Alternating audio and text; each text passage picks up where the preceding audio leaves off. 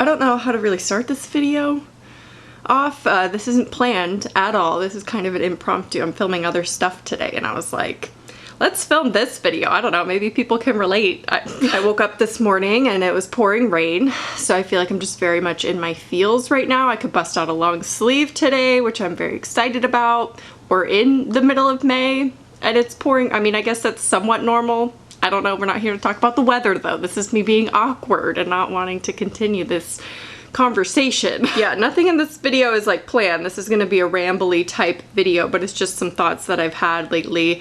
And I don't know if quarantine is doing this to anyone else, where you just have these like realizations about your life. And I really don't know if it's quarantine itself doing this to me and I just have all this time to spend with my inner monologue and myself and like look within. I think it is just the amount of time that we have, you know, with our thoughts and just thinking all day long that, I don't know, maybe it's like this is therapy for some of us. It has been for me, and it's not like the greatest things that I'm realizing about myself, but it is allowing me to get to know myself better and, you know, realize some things that I have going on. So you can see the title of this video and what it's kind of gonna be about, but I had this realization the other day, and this is like a common thing that people go through when, and it's like a joke on the internet, right? When you realize you're not good at something and you just stop doing it. Like a lot of people do that generally, and mostly, well, maybe with everything in their life, but I feel like mostly it comes down to like their hobbies. They try like drawing, they're not good at it. They don't draw anymore, even though no one, well, maybe some people are born with that talent. Like some people are born with good singing voices, but technically you can train to be whatever you want to be, right? We're all kind of born with this blank slate. Some are born with better genes to become athletes, but generally speaking, we could become what we want to become, realistically. So I was having this conversation with my boyfriend the other day, and full on tears, I was just having a moment. And I had just realized that I can remember distinct points in my life growing up through high school. It kind of started in high school when I realized that I wasn't good at the things that I was doing and was passionate about. And then I felt heartbroken for past me because I didn't see them through. I thought I was bad at them and accepted that. I convinced myself that I was too bad at them to improve and try to get better. So, and it's not just like hobbies, although some of them were hobbies that I wanted to become careers. It wasn't just hobbies, but it was like my passions in life, my dreams and my goals. I convinced myself I wasn't good enough for those dreams. And I can literally pinpoint every single moment that I've ever felt that about anything. I mean, even including YouTube. I remember having a moment thinking I'm not a good YouTuber. Like I'm not growing like other people do, and I've been on the platform for a decade and I'm nowhere near where people normally grow by that point. And honestly, side note, one of my realizations also is that I don't want to be a huge channel. I've been thriving posting on my horror channel and my horror Instagram because they're small, and I love the community when it's small. I'm not disregarding you guys, because all of you are amazing that watch my videos and comment and everything, but my comment section has changed on this channel. I've talked about this before, so I don't check the comments as much over here because I've grown so much this year. Anyway, side note, I know that's kind of like hypocritical, contradictory to what I just said, but obviously I'm still not the growth peer, you know, I'm not as big as most people are when they've been on here for 10 years. So let's take a look back at some of my failed dreams and goals that I gave up on because I told myself I was bad. And this isn't necessarily a negative video because I think a lot of people can relate to this feeling. I know a lot of people can relate to this feeling. We all do it at some point in our life, whether when we're children, you know, in high school or young adults. We have all done this where we realize or convince ourselves that we're not good at something or not good enough to like continue that. So my first dream I ever had was to be a writer and a published author. I became obsessed with Stephen King. He was my idol in high school, and I would write every single day. I failed a lot of my high school classes because I would just sit there and write or edit, like proofread my printed papers my manuscripts rather. I didn't have internet growing up at my mom's house, which is who I lived with primarily in my teens. I would go and visit my dad. He had internet. That was a great time. That's when I would do MySpace and everything, was on the weekends at my dad's house. But mainly I lived with my mom and we did not have internet. So I had a computer that was literally so old. I have manuscripts on floppy disks. That's how old I am, okay? Anyway, but we did have a computer that had a writing, I don't even know if it was Notepad.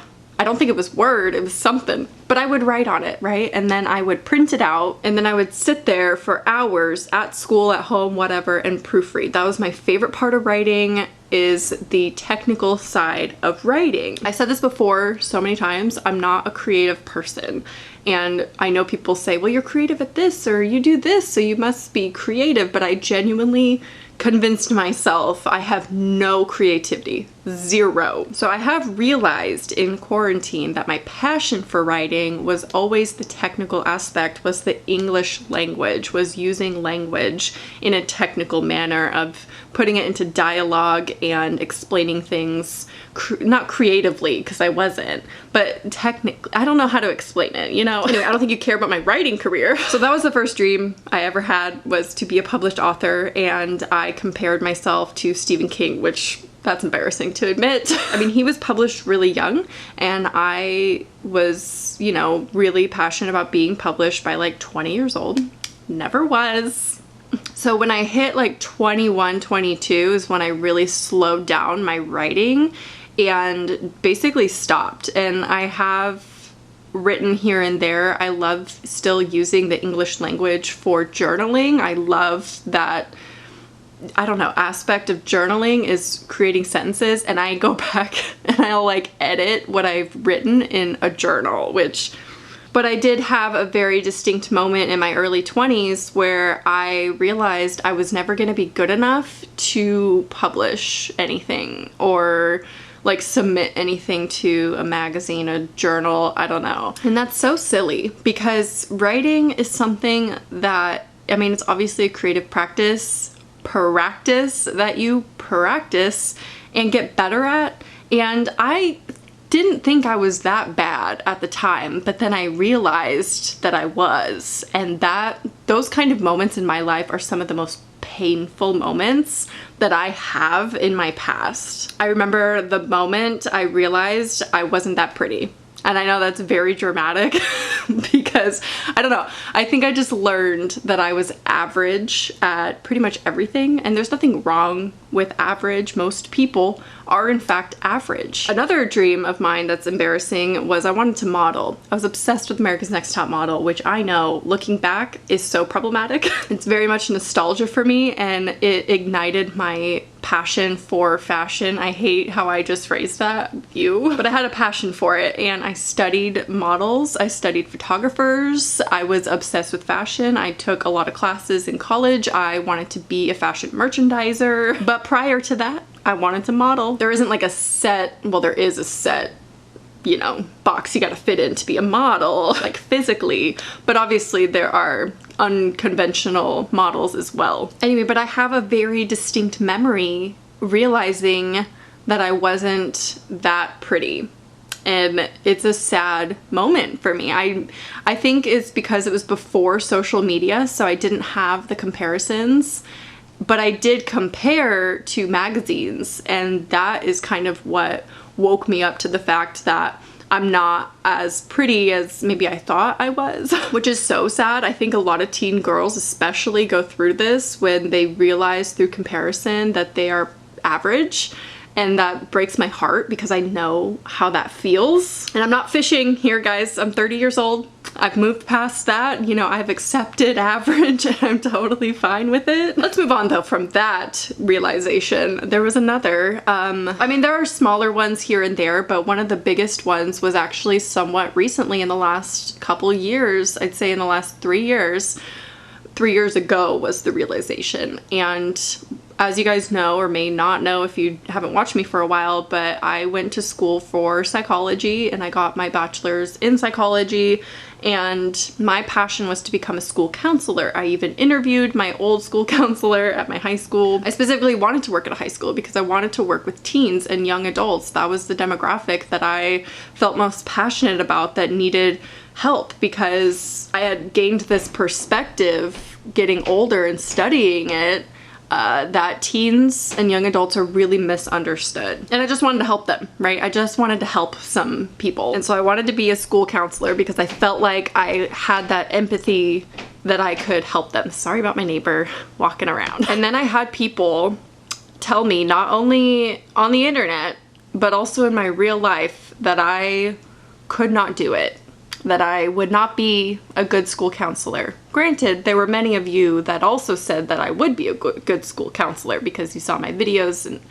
everything, and I appreciate that so much. That gave me a lot of confidence. But in case you didn't know, I've let go of that dream as well, like any other dream I've ever had. And it, again, breaks my heart because I was very passionate about it in school. There was just people, I think, who had doubt that I could handle a job like that, that I was too sensitive. And so I convinced myself again that I was too sensitive to handle a job like that. I can't help people without feeling their pain. I'm a highly sensitive person, and I get to the point of exhaustion with that, like compassion exhaustion, where I just cannot help. Like, I am so bad at helping, and I always didn't understand why I would go from being an empathetic friend who's trying to help, or girlfriend or daughter, whatever, and then I would just do a 180 and all of a sudden I suck, and I'm just like a horrible listener and a horrible helper and advice giver. And I realized it's because I would reach exhaustion, and with my, not only their emotion but my own, because I'm feeling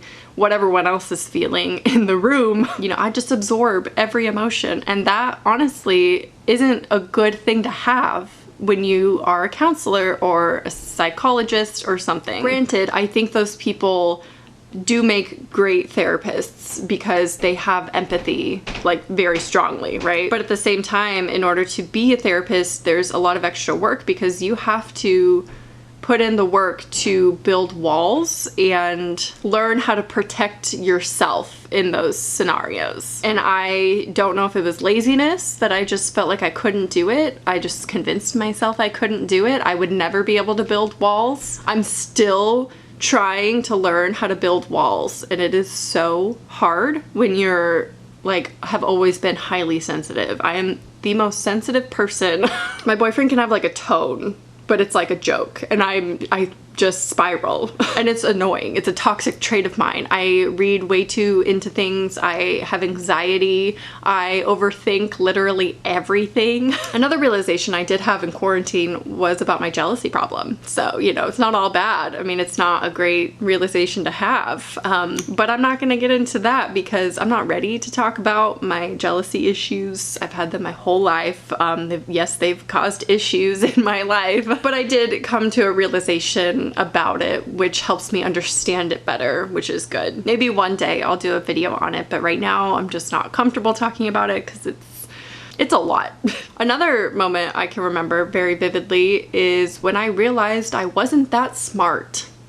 I know. It sounds like I'm just like shitting on myself right now, and I'm not trying to do that at all, because generally I think I'm fine. I'm average at everything, and that's fine. But as you get older, you learn new things about yourself, and you learn kind of where you are in the world compared to other people. And I know we should not compare, but it is inevitable. And that's how I learned I'm not that smart. One of the ways I learned this was actually through my horror channel.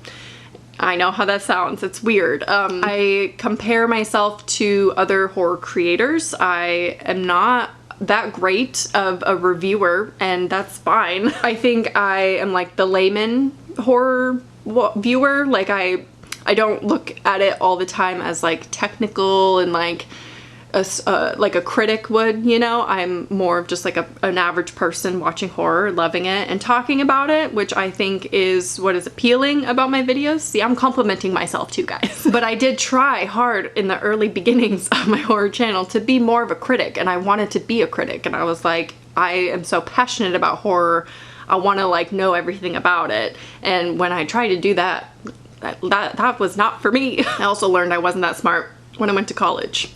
That was rough. I actually thought, even though I failed a lot of classes in high school, that was by choice. It wasn't because I was dumb or like tried really hard and failed. I chose to fail them. And yeah, I know how that sounds too. One class I purposely failed. I had a B in the class, and the final project was public speaking. Said I wasn't gonna do it, and I had to go to summer school. Never had to public speak though in that class, so it was a win for me. I'd go to summer school for 2 or 3 months to not speak in front of the class for 10 minutes. But anyway, I did think I was smart up until college, and then I met people who were actually really smart, and that was a kick in the gut. Listen, I know how this video comes across. I don't know if it's like super negative. I have come into these realizations and obviously had a little mental breakdown over them because I realized how sad it was that I gave up on my dreams for really dumb reasons, right? And at the time felt logical, like not becoming a high school counselor because I thought I was too sensitive and couldn't handle it. And I think there is a bit of truth in that, and that was a very realistic thought that I had at the time. Obviously, if you're sensitive, I'm not saying don't become a school counselor, you can't handle it, because I am not like the people who told me that to my face, that I was too sensitive for it. It was just a personal choice that I made not to continue to follow that dream. Having realized this though, it's kind of helped me better get to know myself, because I'm not stupid. I am not a bad writer. I like different aspects than maybe other people do about these things. I have different ways of thinking maybe. I think the positive of this realization, realizing that I gave up on my dreams because I found out I was bad at them, or convinced myself I was bad at them, was I have decided to pick them up again. Not modeling. We're not that one. We're far beyond that. Don't want to even work in the fashion industry anymore. Could care less about high fashion. But writing is something that has come back into my life, or at least a newfound passion for it, having realized that I actually really like the technical aspects of it. And video making too is something that I realized, and why I've never gotten a video editor. Granted, I'm nowhere near the level of YouTuber that needs a video editor. I've had people reach out to me to edit my videos for me, but that is my favorite part of making a video, is the editing process, the technical aspects, adding music and cropping things. I don't know, I just love that kind of stuff. And so I always said that I was a really bad YouTuber because I wasn't creative. I couldn't come up with a lot of video ideas. Granted, there's over 1,000 videos on my channel. Obviously there was something there, but it was just realizing that I liked different aspects to making videos, and I actually prefer to be on the back end of filming and camera stuff and all of that. Not the actual sitting down and filming, but like the filming and the editing. So this is what quarantine has led me to like think about. Yeah, I know it sounds really negative, but I mean, it's okay to be average, and I've kind of accepted that. And I mean, I have accepted these things over, you know, the span of 20 years, and it's not like a negative thing. I think people see it as a negative thought, like, no, you're extraordinary, you have to be the best.